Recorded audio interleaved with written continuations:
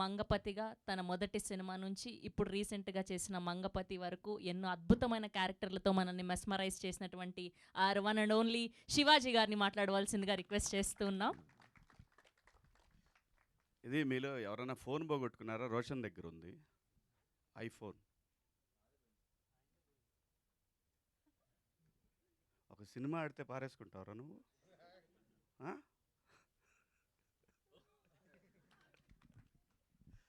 అందరికీ నమస్కారం. మీడియా మిత్రులకు, పాత్రికేయ సోదరులకు అందరికీ పేరు పేరున నమస్కారం. అలాగే ఈ కార్యక్రమానికి పిలిచినందుకు థ్యాంక్ యూ సో మచ్.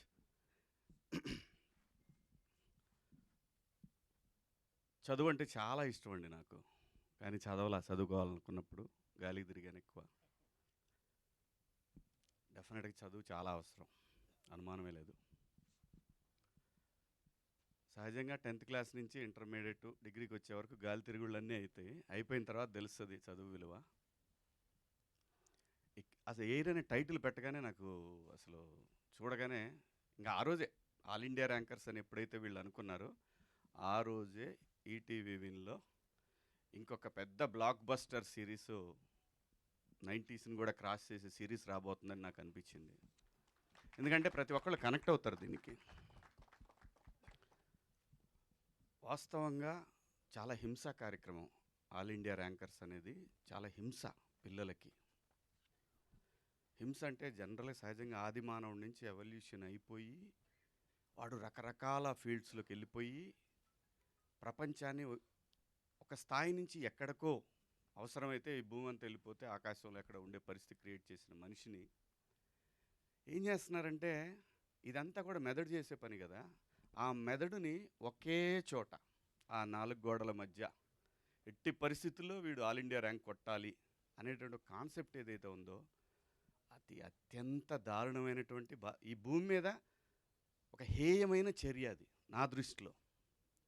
న్యాచురల్గా చదవాలి వాడు, న్యాచురల్గా వాడికి రావాలి, అప్పుడు వాడి బ్రెయిన్ బాగా పనిచేస్తుంది. నాకు తెలిసిన వాళ్ళు చాలామంది పిల్లలు ఇంటర్మీడియట్ అయిపోయిన తర్వాత అంటే అప్పటిదాకా వాళ్ళందరిని బంధించేసరికి వాళ్ళు పిచ్చోళ్ళు అయిపోయిన వాళ్ళు చాలామందిని చూసారు. పిచ్చోళ్ళు అంటే ఇంకేం తెలియదు వాళ్ళకి, ఏం చేయాలో, ఎవరితో మాట్లాడాలి. సో ఈ సిరీసు అలాంటి తల్లిదండ్రులకు గుణపాఠం కావాలని మనస్ఫూర్తిగా కోరుకుంటున్నాను నేను. పిల్లలు చదివేసి వెంటనే వాడు పెద్ద ఐఐటీలు ఇంజనీర్లు అయిపోయి వాడు దేశం దాటి వెళ్ళిపోయి అక్కడ అమెరికాలో వాళ్ళందరినీ కింద తొక్కేసి వీడు మాత్రం పైకి లేసి అర్జెంటుగా సెటిల్ అయిపోవాలి, ఇది కార్యక్రమం. ఇది కాదు మనిషి అసలు. అలాంటి సిరీస్ చూసిన తర్వాత ఖచ్చితంగా ప్రతి తల్లిదండ్రులు మార్పు రావాలనే కోరుకోండి. ఎందుకంటే ఈటీవీ అంటేనే అకౌంటబిలిటీస్ టువర్డ్స్ సొసైటీ. రామోజీరావు గారు నిజంగా తెలుగు జాతిలో పుట్టినటువంటి ఒక ఆణిముత్యం. ఆయన సొసైటీ ఎలా ఉండాలి అని కలలు కన్నాడో, వాళ్ళ సంస్థల నుంచి వచ్చేటటువంటి ప్రతి ఒక్కటి కూడా మనం ఎంత గొప్ప కథలు తీసుకెళ్ళినా, ఎంత ఎంటర్టైన్మెంట్ కథలు తీసుకెళ్ళినా వాళ్ళు end of the day message అనేది ఒకటి మాత్రం ఖచ్చితంగా కోరుకుంటారు వాళ్ళు. అది లేకుండా వాళ్ళ కంటెంట్ ఉండదు, ఉండాలి. అలాగే నాకు ఈ మధ్య తెలుగు అనేది వదిలేస్తున్నాం. నేను స్క్రిప్ట్లో కూడా ఇంగ్లీష్ అని రాస్తున్నారు, నాకు బుర్ర పాడైపోతుంది. తెలుగు మాతృభాషలో ఉండేటటువంటి కిక్కు. మీరు జంధ్యాల గారి సినిమాలో కామెడీ ఇప్పుడు ఏమన్నా చేయమని చూద్దాం. తెలుగు గ్రిప్పు కావాలి. తెలుగుని మర్చిపోతున్నారు. ప్లీజ్ దయచేసి ఖచ్చితంగా ఇంగ్లీష్ కావాలి, కానీ స్క్రిప్ట్లు తెలుగులో మ్యాక్సిమం రాసుకోండి. తెలుగులో ఉన్న మన అంటే అమ్మ భాషలో ఉన్నటువంటి ఫన్ కానీ ఎమోషన్ కానీ ఇంకా ఏ భాషలో దొరకదండి, ఎట్టి పరిస్థితిలో దొరకదు. ఇంకా నిజంగా చెప్పాలి, మీరు అనుకున్నది ఇంకా ఎక్కువ ఎలివేట్ అవుద్ది ఆ స్క్రిప్ట్. అలా ముందు డైరెక్టర్లు అందరూ కూడా ప్లీజ్ ఇంగ్లీష్ అనే పదాన్ని ఆపేయండి. ఎందుకంటే ఇప్పుడు నాకు తెలిసి గత 3-4 సంవత్సరాలుగా తెలుగు ఆర్టిస్టులు ఎక్కువ మంది ఉన్నారు. ఇంత ముందులాగా బయట నుంచి తీసుకురావట్లేదు. లక్కీగా మొన్న థ్యాంక్స్ నానిగారు ఎక్కడ ఇంకో బయట నుంచి వచ్చే విలన్ని తెచ్చుకోకుండా నేను చేయగలిగిన నమ్మకం పెట్టుకొని చేశారు. తెలుగులో మాట్లాడితే తెలుగు నటుడికి ఆ కిక్కు వేరే. అసలు ఆ భాషను చూస్తే ఆ కిక్కు వేరే. అంటే నేను ఇప్పుడు కొన్ని సినిమాలు చేస్తున్నా కదా, చూస్తున్నా ఇంగ్లీష్ అని రాస్తున్నా. ఇంగ్లీష్ ఏంటారా మీ ముఖం, తెలుగు చక్కగా డైలాగు రాయండి ప్లీజ్. డైరెక్టర్లకు నేను మనస్ఫూర్తిగా కోరుకున్నా. ఓకే, న్యూ ఏజ్ మేకింగు, కొత్తగా ఆలోచన ఏమీ ఉండదు. End of the day emotion. Cinema is all about emotion. ఇంతకు మించి ఏమీ ఉండదు. మీరు ఎన్ని చెప్పినా సరే end of the day emotion, all about emotion cinema అంటే. అందుకే నిన్న కన్నప్పలో లాస్ట్ 1 అవర్ ఇరగ తీసేసిందన్న కూడా ఆ ఎమోషన్ వర్కౌట్ అయింది. సో కాబట్టి ఏంటంటే ఆ ఎమోషన్ అనేది అమ్మ భాషలోనే ఉంటుంది. ఇది కొంచెం అవుట్ ఆఫ్ ద సబ్జెక్టు అయినా చెప్పాలనిపించింది, చెప్తున్నాను. సో ఇక మా సినిమాకి వచ్చేసరికి ఖచ్చితంగా సాయికృష్ణ గారు కానీ, నితిన్ గారు కానీ, అలాగే entire team, ETV win team వాళ్ళు ఖచ్చితంగా టువర్డ్స్ సొసైటీకి ఉపయోగపడేది, అలాగే బ్రహ్మాండమైన ఒక కొత్త రకంగా కథని చెప్పే ప్రయత్నాలు వాళ్ళు విపరీతంగా చేస్తూ ఉన్నారు. ఖచ్చితంగా ఇది కూడా చాలా పెద్ద సక్సెస్ అవుద్ది. అలాగే మిత్రుడు సందీప్ రాజు గారు నిజంగా ఇన్స్పిరేషనేనండి. వీళ్ళందరూ కూడా ఖచ్చితంగా ఇన్స్పిరేషన్. మనకి టువర్డ్స్ ఆర్ట్ పట్ల డెడికేషన్ ఉంటే జాతీయ స్థాయికి వెళ్ళొచ్చు అని చెప్పి ప్రూవ్ చేశాడు ఆయన.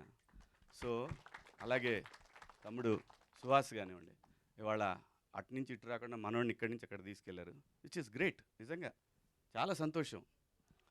సో ఖచ్చితంగా చేసినటువంటి ఈ సిరీస్లో చేసినటువంటి అందరికి కూడా శుభాకాంక్షలు. ఖచ్చితంగా పెద్ద హిట్ అవుద్ది. నాకు బాగా నచ్చింది ఆటోడి క్యారెక్టర్. అలాంటి క్యారెక్టర్ ఏదైనా చెప్పండి, చేస్తాను నేను. Thank you so much. Thank you Shivaji గారు, thank you so much.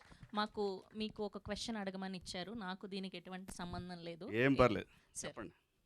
So me college డేస్లో ఇలా బాగా తుంటరి పని చేసి మీ పేరెంట్స్కి దొరికిపోయిన సందర్భం ఏమైనా ఉందా? పేరెంట్స్కి ఎప్పుడు దొరకలేదు, పాపం వాళ్ళు చదువుకోలేదండి. ఓకే. 9th క్లాస్లో అటెండెన్స్ వేయించుకోగానే కరెక్ట్గా మున్సిపల్ హై స్కూల్ నర్సరావుపేట గోడ దూకేసి 11 o'clock షోకి వెళ్ళేవాడిని. పక్కనే ఉండే సత్యనారాయణ టాకీస్ అని. అది ఇంటర్మీడియట్కి వచ్చేసరికి ఒకసారి తప్పానండి. ఇంటర్మీడియట్ తప్పాను నేను. ఇంటర్మీడియట్కి వచ్చేసరికి డైలీ నర్సరావుపేట నుంచి రిలీజులు ఉండేవి కాదు. నర్సరావుపేటలో 7 థియేటర్లే ఉండేవి. సో గుంటూరులో అయితే మాకు 16 థియేటర్లు దాకా ఉండేవి. Morning first show, second show 2 చూసి దొంగల బండికి దొనకొండ బండి ఉండేది, ఆ బండికి నర్సరావుపేట వచ్చేవాళ్ళం. ఇంతకు మించి ఏమీ లేదు, చదివింది లేదు, చచ్చింది లేదు, అన్నీ అబద్ధాలు. ఆ తర్వాత నేను అప్పుడు కూడా కొంచెం ఎమోషనల్గానే మాట్లాడేవాడిని.